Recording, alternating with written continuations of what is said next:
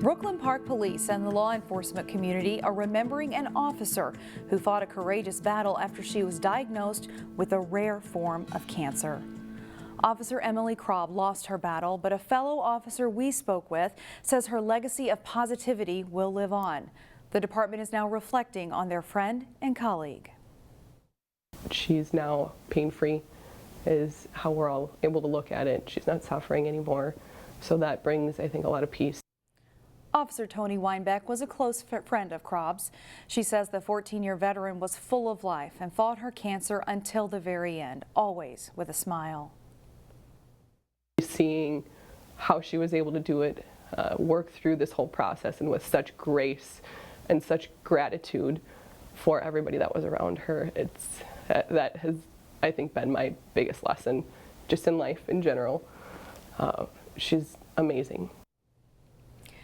Krob had RMS, a cancer of the skeletal muscles. Funeral arrangements are still pending. Officer Emily Krob was just 38 years old.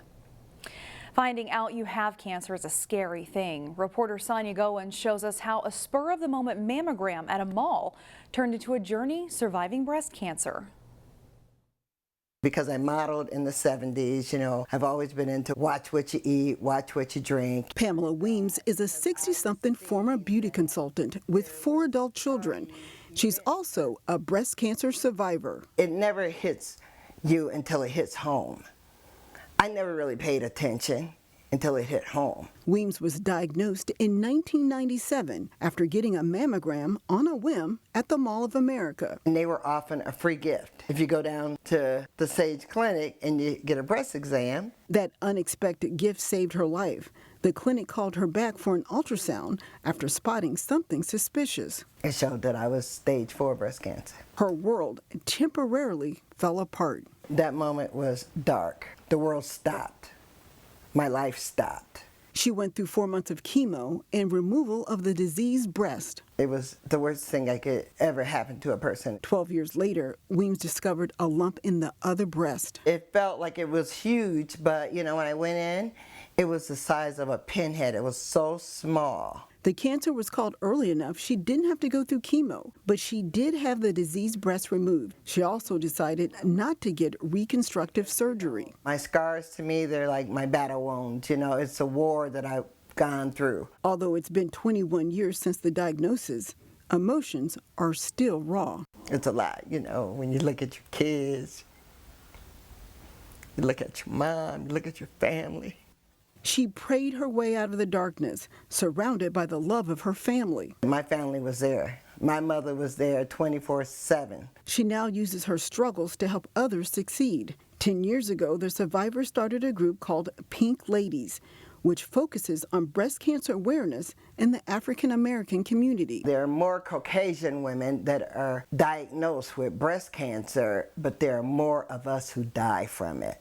And I want to save our sisters. The group holds Think Pink parties with free mammograms and fundraising, celebrating life, never taking 1 minute for granted. I'm here and I'm so thankful.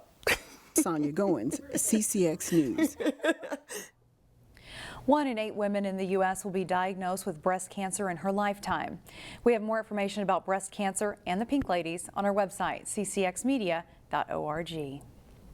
Wayzata school officials say Plymouth police are investigating a case of racist graffiti that had marked up the northeast side of Wayzata High School.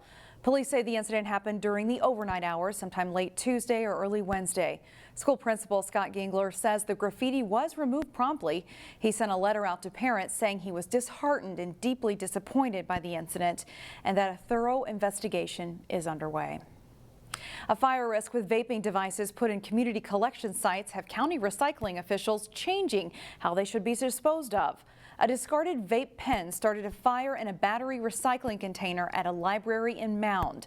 Because of that, Hennepin County will now only accept batteries at its drop-off sites in Brooklyn Park and Bloomington. Those locations have staff on site trained to handle batteries. The barrels seen at the government buildings and libraries accounted for 25% of the county's battery intake, and vaping and e-cigarette devices caused a bump in that collection. However, the county deemed it was just too big of a risk to take. Today we have a Halloween edition of School Spotlight. Robbinsdale Middle School students found a way to be ghoulishly good. A gray, somewhat gloomy Thursday outside Robbinsdale Middle School. I am a skeleton. Didn't cast a spell. Today I have Olaf from Frozen. On students and staff. Inside, from the amusing to the colorful, the class clowns to the more serious student. Spotting a costume in class at RMS today wasn't about observing a typical Halloween tradition. If we're gonna have a We Scare Hunger, we should do something fun as well. So we decided to do this.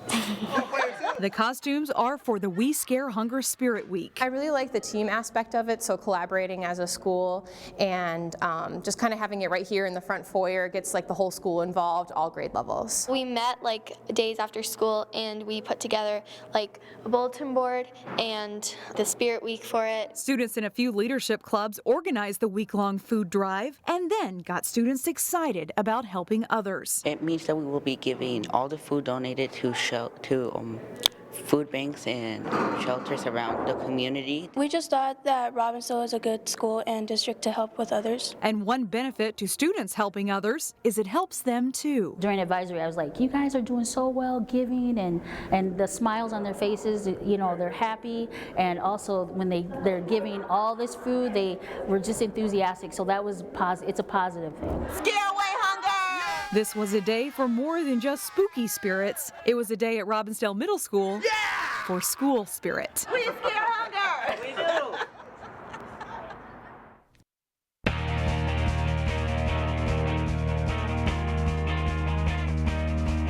The unbeaten and top-ranked Wayzata football team faces Eastridge on Friday night in the second round of the state 6A playoffs. Jason Melillo caught up with the Trojans.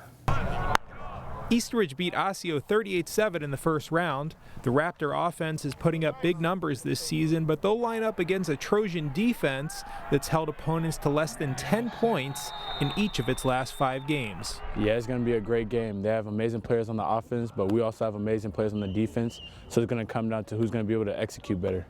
Wayzata clobbered Egan in the first round, scoring 28 points in the first quarter and rolling to victory. That was a pretty easy night for the Trojans, but going forward, they're not taking anything for granted.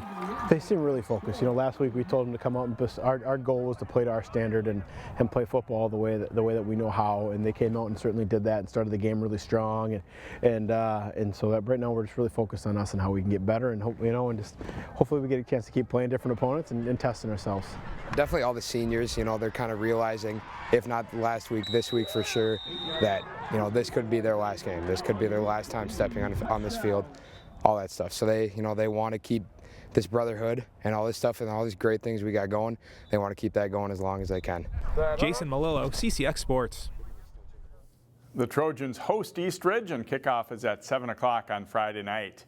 In Class 5A, the Cooper football team will play in its 4th straight section final. The Hawks meet Spring Lake Park Friday in a rematch of last season's Section 5 title game. Cooper's hoping the 4th time is the charm.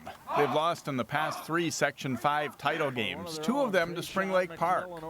Just know that we can't keep doing the same things or get the same results, so it's just being different this year, changing things up. They ended our season last year, so we're coming in like it can't happen again. We have to beat them, and we're going to. Spring Lake Park runs a physical veer offense that can wear a defense down and control the clock. The Hawks defense will have to be ready. We really got to concentrate on that because those little sneaky running plays, you know, they try to sneak it in there. So just, you know, get up, you know, play run. Don't get up the field too much, just get up there, sit, wait for the tackle, fall into the tackle, you know, tackle them. Tackle for loss.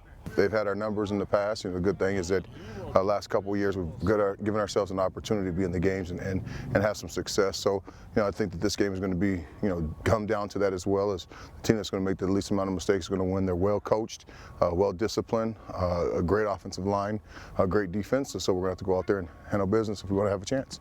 Facing a tougher schedule than the past few years, but one that didn't include Spring Lake Park for the first time in a long time, Cooper's built a 7-2 record. The chance to become just the second Cooper football team to make the state playoffs is a big goal. And then if we can now this week take care of business and reach something that we haven't done in the 10 years that I've been here will be just something special for Cooper High School. The Hawks are ready to face an old nemesis and try to bring home some hardware. Cooper is at Spring Lake Park at 7 o'clock on Friday night. The undefeated Benilde-St. Margaret's football team is in the Section 5 4A championship game. The Red Knights will collide with defending state 4A champion SMB. The Wolfpack is also undefeated and has arguably the best athlete in the state in quarterback Jalen Suggs. But the Red Knights are a complete team with an aggressive defense and a versatile offense. SMB beat Benilde in last year's section final, so the Red Knights are eager for another shot. It's definitely a bad taste in my mouth. I'm definitely happy that we get a second chance at playing against SMB. I think it was such a fun game last year, and people look at me and think I'm nuts. They're like, you lost that game. Yeah, we lost that game, but you know, we just to be able to compete with them and the eventual state champion. I mean, it kind of set us up for this year to have the run that we've had, and we're right back where we were last year. So we got 2 9-0 teams. It's going to be a phenomenal night for football, and you know, we just look forward to the challenge. Benilde is the #1 seed in Section 5, so they will host the Wolfpack on Friday night. Should be a great game.